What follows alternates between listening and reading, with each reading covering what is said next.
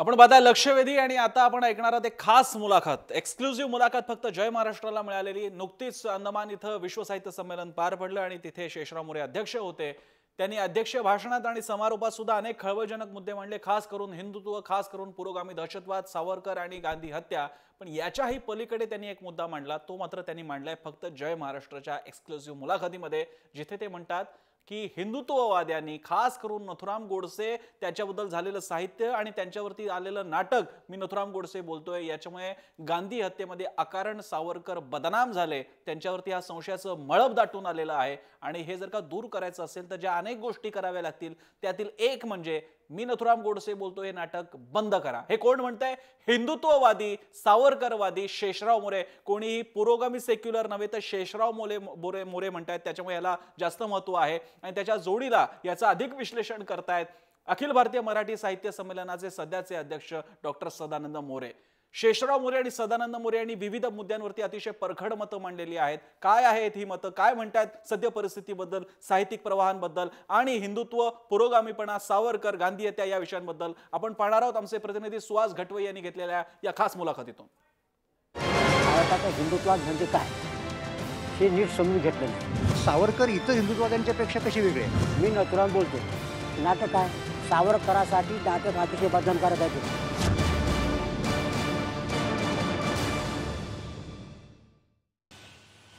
नमस्कार।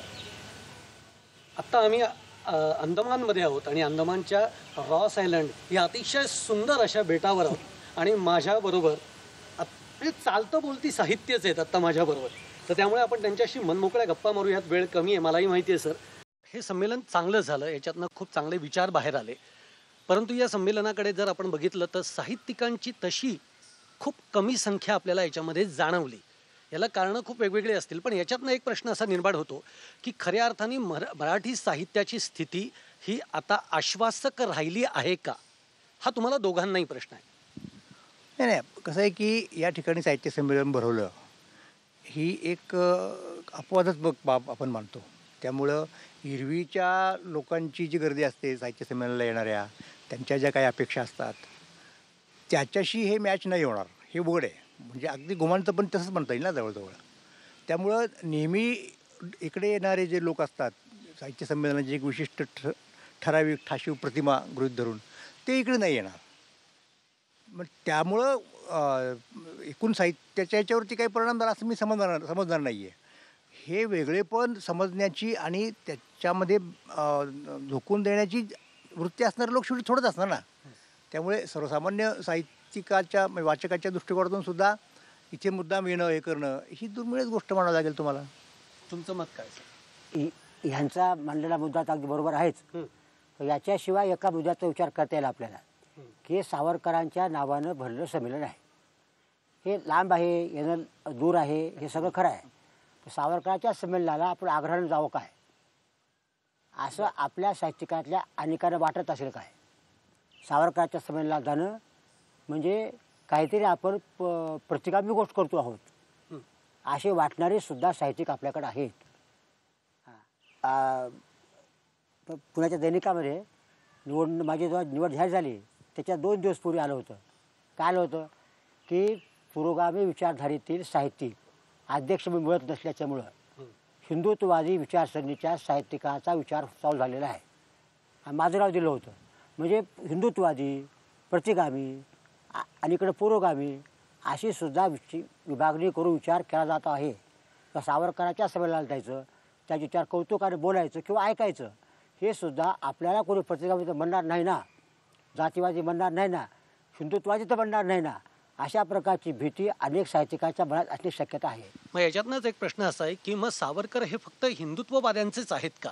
नाही, पुरोगामी कारण त्याच्यापासून अंतर ठेवताना कायम दिसत आहेत। हे याचं कारण कसं आहे, सावरकरांचा हिंदुत्ववाद म्हणजे काय हे नीट समजून घेतलं नाही। त्यांच्या अनुयायांनी काय सांगितलं, सावरकरांचा हिंदुत्ववाद म्हणजे हिंदू धर्मवाद आहे, हिंदू संस्कृती फार थोर आहे आणि ते आपण जतन केली पाहिजे, त्या आधारावरती राष्ट्र समाज उभं केलं पाहिजे, असं संस्कृतीचं रक्षण करणारा एक वाद आहे कोणता तरी हा हिंदुत्ववाद, अशी मांडणी केली आहे। ही मांडणी चुकीची आहे। हे सावरकरांचा हिंदुत्वाचा धर्माशी काही संबंध नाही, ही सरळ सरळ राजकीय विचारसरणी आहे।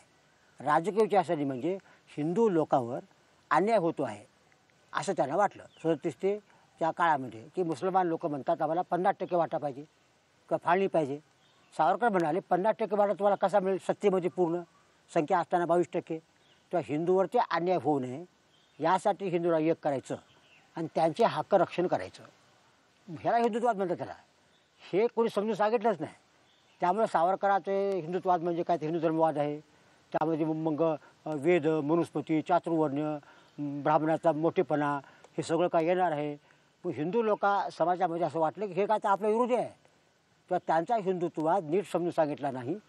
त्यामुळं हिंदुत्वादी सावरकर म्हणताना यांच्यासमोर काहीतरी चुकीची विचारसरणी मानतात सावरकर, जाती विचारसरणी मानतात असं आहे. तर तो खुलासा केला अजून समजायला लोकांना नाही आहे आणि तेच मी मानतोय. कालच तुम्ही तुमच्या समारोपाच्या भाषणामध्ये एक मोठी मागणी केलेली आहे की जे कपूर समितीच्या अहवालामध्ये जो परिच्छेद आहे की ज्याच्यामध्ये उल्लेख आहे की सावरकर हे गांधींच्या कटामध्ये सहभागी असल्यासारखाचा एक उल्लेख त्याच्यामध्ये आहे, तो परिच्छेद काढून टाकावा अशा पद्धतीची मागणी तुमची होती. याच्यातला सगळा पार्श्वभूमी काय सांगाल तुम्ही?